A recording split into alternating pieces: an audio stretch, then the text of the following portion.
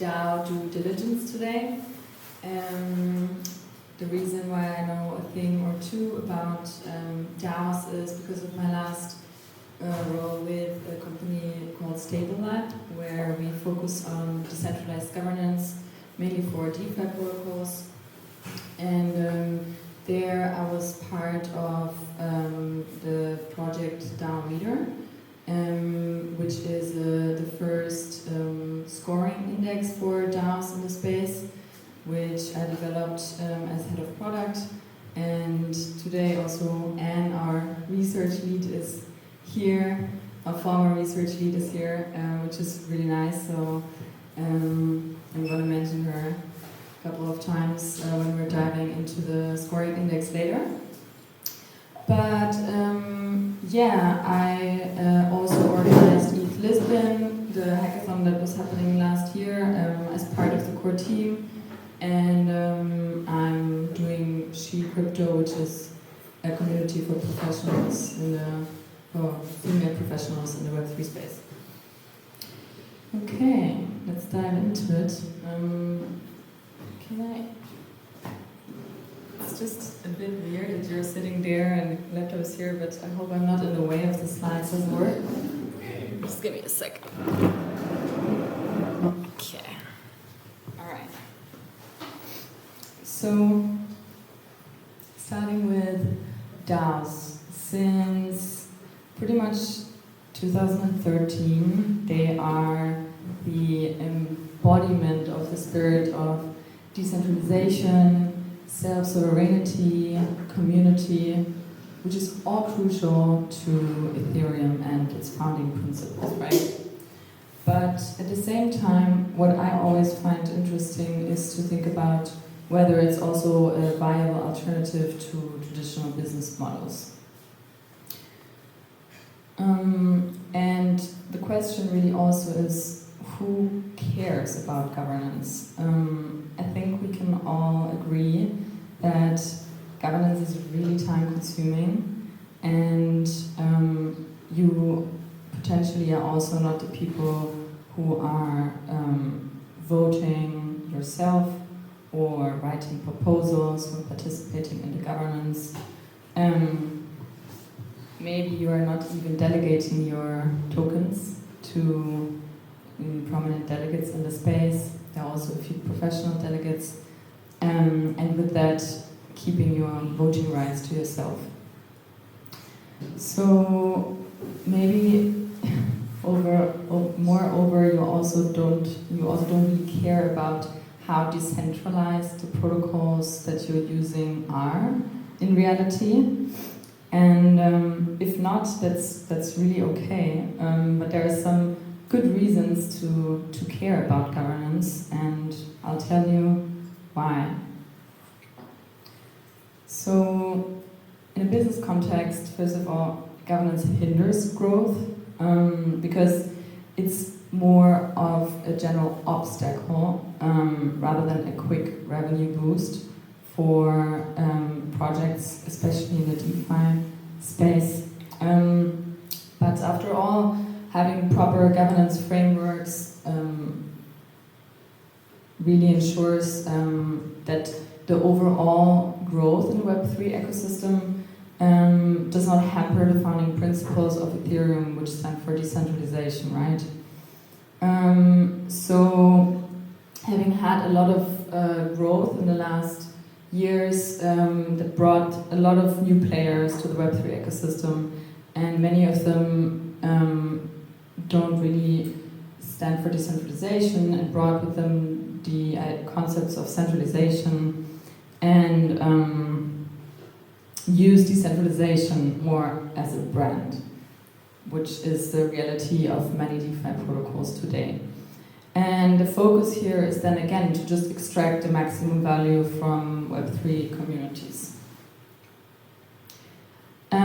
So I think for this conversation it is also helpful to go and take a step back and agree what it actually means to operate in a decentralized way.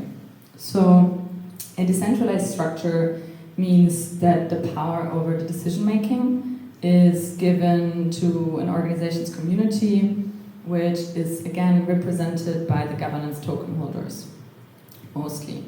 And next to the shareholders, the users and the individual investors receive the decision-making rights over aspects such as company treasury, revenue, operation, strategy, but also policy, and so on and so forth.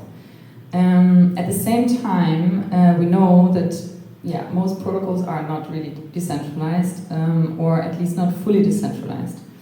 At least most companies launch as a normal company, not as a DAO in the beginning, and then they try to set up a DAO later on, which first takes time and second is quite complex.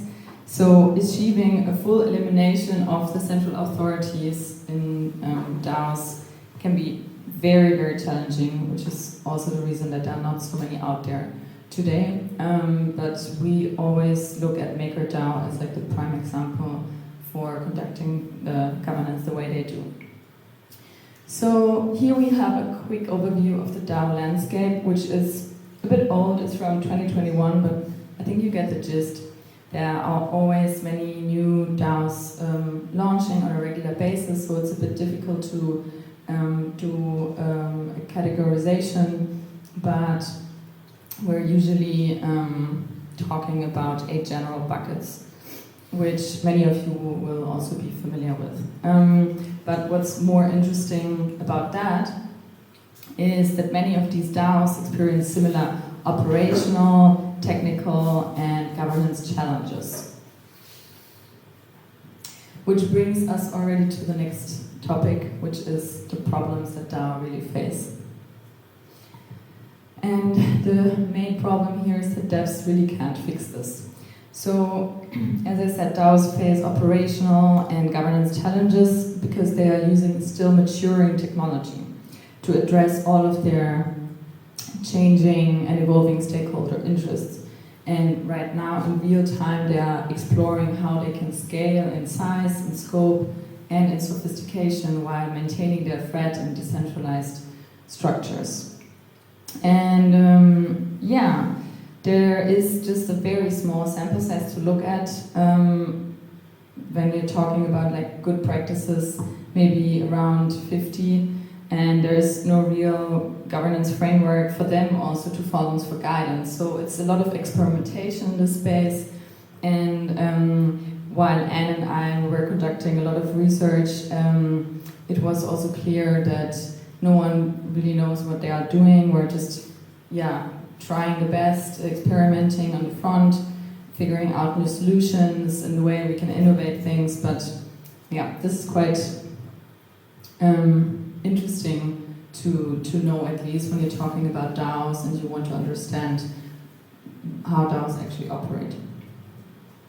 So this brings us already to the things that we can potentially solve in this area and the questions that we all need to ask ourselves when we're talking about DAOs or when we're operating DAOs, when we're participating in DAOs. And the first one is how can we compare DAOs against each other, which is important for users, contributors, but also retail investors.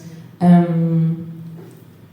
can we do informed decision making if we can't compare them against each other at the same time? Then how can we rate the governance maturity of the DAOs, which also goes hand in hand with the organizational maturity and the organizational health of the DAOs? And how can we highlight the areas of organizational risk? And lastly, establish best practices and governance standards in Web3, which goes back to having benchmarks and guidance for new DAOs for launch. And I think Anne is probably getting flashbacks from all the good times and the trauma we had from developing DAO Meter and conducting this research, looking into all of the DeFi protocols, which we had to do manually. So yeah, our answer was at Stable Lab we developed a scoring index with a goal to quantify governance maturity in DAOs. I'm going to tell you a bit about that more, but the end goal is to establish best practices and governance standards in Web3, and then to promote these using the scientific backed framework, which I would say is proper research of what is also not happening a lot. I'm going to briefly tell you about the research overview and the framework that we used. So as you can see, we went through an odyssey to find out. We started off with the external data, which were the DAOs to generate dimensions, which we then generated abstractions from. And I'm not going to bore you today with a deeper dive into the research framework, but just so you know, those included interviews, surveys, quantitative computations, and qualitative case study. And if you have any specific questions regarding the research framework, you can read our 40 pages report on that, which is also online, or ask Anne any questions. So yeah, let's talk about measuring DAOs then.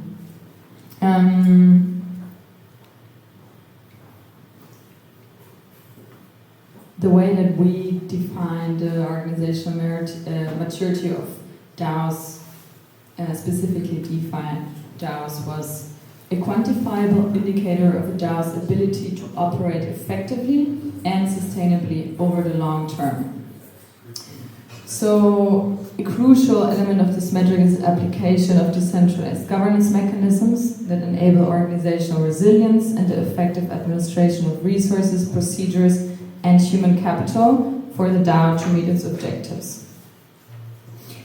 Those were the 6 overarching governance categories that we established to be crucial for this research framework and to organizational maturity of DAOs. We have community, documentation, treasury, proposal, security, and voting. And to all of those, we have 30 subcategories, which I'm not going to dive into. You can look them up all online, but just so you know a little bit what we're talking about. If you just look at the DAO, DAO's documentation, let's say MakerDAO, Aave, or 1inch, or so whatsoever, then we would score all of these subcategories. And yeah, a real DAO technically needs to have financial reporting public, for example, which is the case for DeFi protocols such as MakerDAO, Aave, and Uniswap. And the same counts for the tokenomics. And they should make governance accessible to all, and the documents for the process needs to be public so everyone can be onboarded and participate as a contributor. And yeah, the same counts for code, should be then open source if according to the framework. And yeah, if you want to check out the other 30 subcategories that I'm not going to mention, it's all online. It's basically public good for the DeFi space, because most of that information to normal users is impossible to gain. It's very difficult to get an overview of what's actually happening and how these DAOs work. So that's that. And now, instead of going through that, I wanted to look at some DAO security concerns with you. In general, DAOs have evolved already a lot, and with that also matured, but there are still a lot of security challenges that they face. And we all know how painful hacks are, I think. According to Hacken, we already had over $1 billion US dollars stolen only in Q2 and in Q3 of this year, which is very painful. And yeah, some of the top concerns for DAOs in regards to security are around smart contracts, treasury, lack of regulation, and governance, which comes with many sub-concerns. And today I'm just going to talk a bit more about the last 2. So yeah, let's start with the lack of regulation. The thing is that DAOs pose real challenges to regulators, and it's not really clear which path they will take in the future, in which way they will treat DAOs. There's a question whether they will just treat DAOs as other incorporate entities, which would probably would be the easiest solution for them. But as long as DAOs are not legally recognized, they also just have no limited liability protection. And yeah, this basically affects the liabilities of all the members of the DAO and all the delegates and yeah, other legal aspects. Many DAOs today fall into a partnership status because they cannot be incorporated, which imposes again unlimited liability to their members. And after all, what I just wanted to make clear with this is that we don't know where DAOs fall in the regulatory landscape yet. So participants in DAOs may not fully understand also their rights and their responsibilities today. A good example is Europe. We're all in Portugal now, right? I think you might have heard about MiCA, which was launched in April, which is the markets and crypto assets regulation that we have in Europe. And it now applies to centralized or partly centralized entities. And as I've just demonstrated before, most DAOs are and DeFi protocols are not fully decentralized, and the regulators, of course, know that as well. They didn't really decide on like a regulation for DAOs yet, because they want to observe a bit more like what is happening in the crypto space and how the DAO space also is evolving in the future. But what is happening is that they are already exploring, of course, the next iteration for the MiCA regulation, and they are also already talking about whether they should just treat DAOs as regular entities. I think that's all I wanted to say about this. One thing just wanted to mention on the side, what's quite interesting, what has recently happened is a few days ago, Abu Dhabi actually launched a proper regulation framework for DAOs, which allows them to operate without any uncertainty. And this was lack of legal frameworks, and the second part around DAO security I wanted to focus on is governance, because we haven't talked about it enough yet, right? So let's start with notifications. You wouldn't really think so, but notifications are really important for the governance of a DAO and of DeFi protocols, because there's just so much happening in the forums and behind the scenes that you need to inform all members to vote if there's a new proposal that's about to pass. And so if attackers would be able to block notifications, they could introduce and pass proposals, and a DAO therefore should always audit and analyze all their proposals. Then the next thing is bad configuration of the DAO in general, which is just basically an incorrect setup from scratch. So there's a potential for wrong thresholds and time locks and poorly designed incentives, which then has an effect that is maybe unintended for the token and the DAO and the general purpose of it. Spam is another important one, which is particularly a problem on gasless sidechains. It can disrupt the front ends and prevent members from filtering valid and invalid proposals. A quite prominent one is governance attacks. There has been this example where Tron attempted to borrow COM tokens for a proposal on Compound, which is basically taking out loans to vote on proposals or leverage large sums of capital to manipulate on-chain governance. And also there's the potential for behind-the-door coalitions, where the community is just like a group of friends or a handful of wallets. And lastly, member apathy.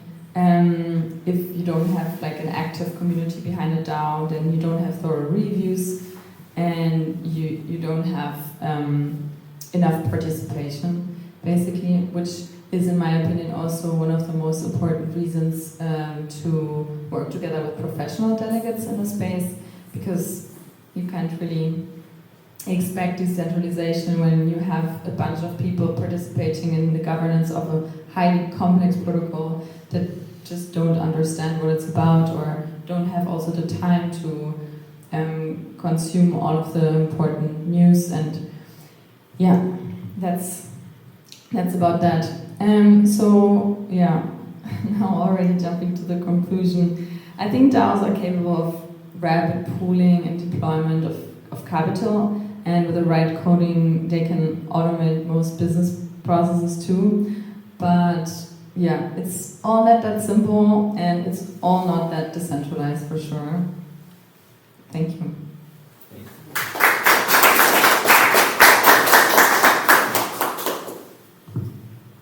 Let's open for questions. Yeah.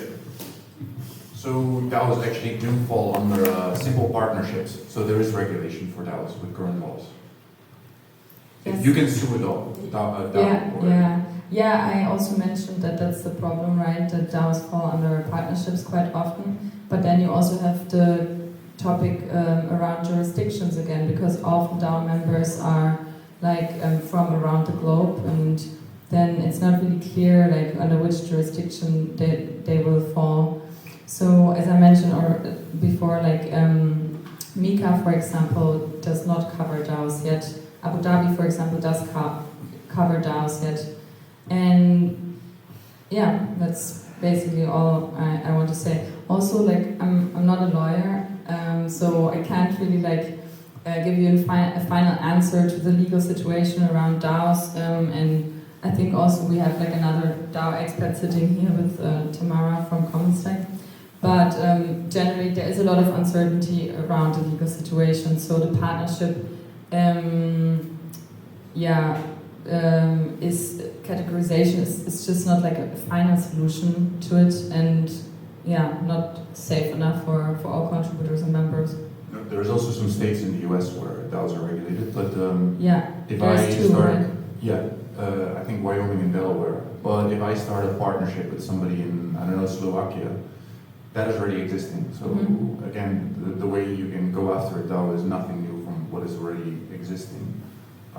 And even if I do this collaboration with somebody in Slovakia and the service was provided in Portugal and Slovakia, it's the same difficulty as with a DAO. So I think it's worth factoring in a lot of DAO participants are anonymous.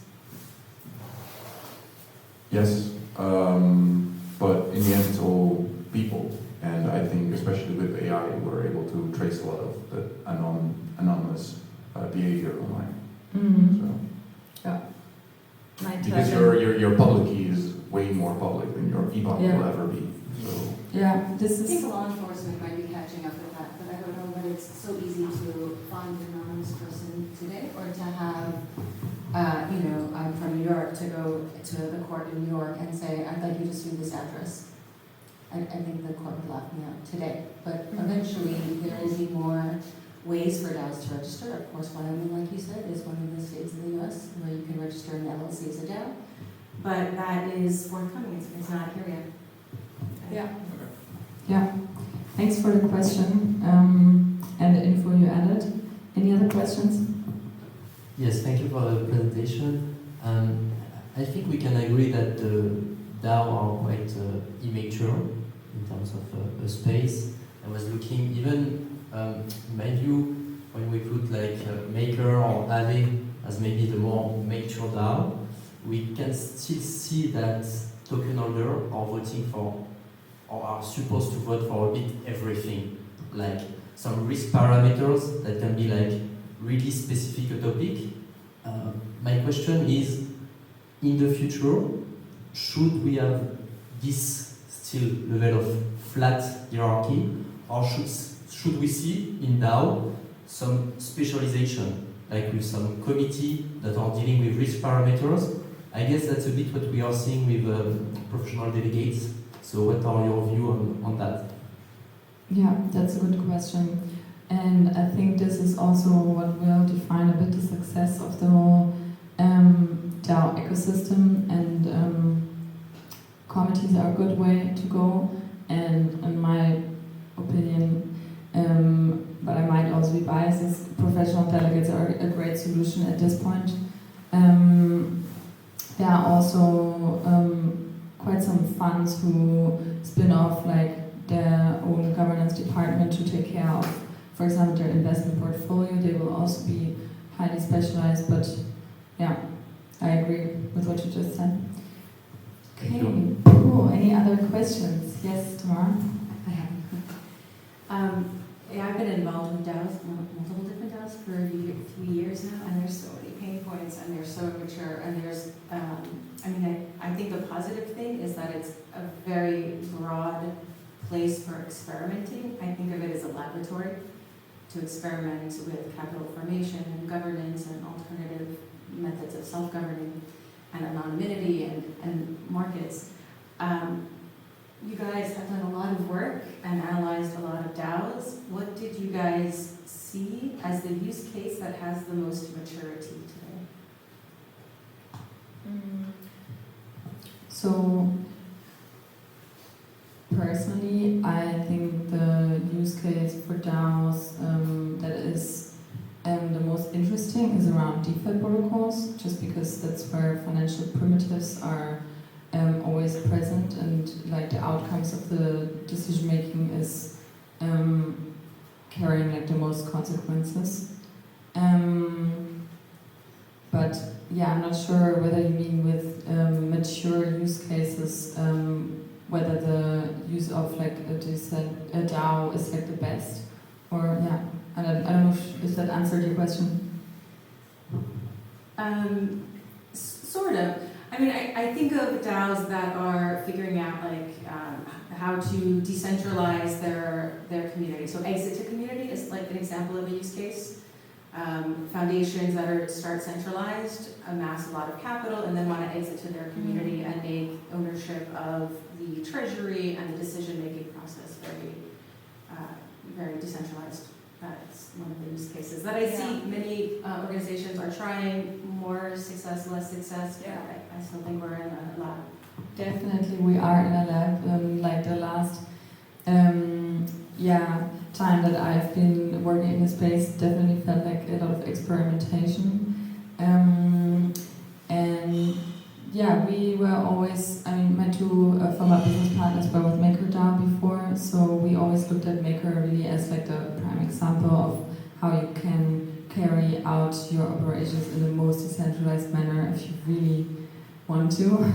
And I think you can also see with Maker, they have been pivoting in all different directions over the last year. They've been changing the whole setup. His name is Du. He's always been one of the main delegates for the most voting rights there. And what I've been hearing from him, it's just been a total mess, right? At this point, like, you need people who are full-time committed for MakerDAO, for example. But yeah, thanks for the great questions, everyone, and for being here today. I hope you liked the talk, and I wish you a great rest of the day. Thank you.